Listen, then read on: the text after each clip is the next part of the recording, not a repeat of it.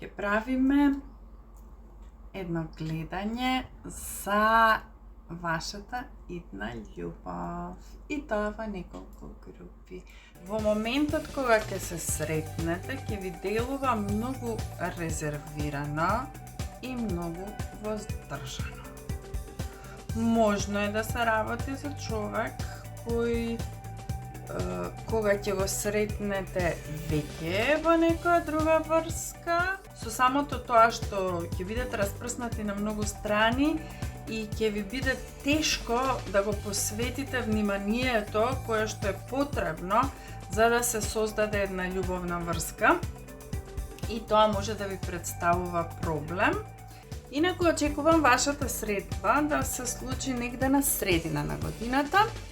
Очекувајте некаде јуни, јули оваа година.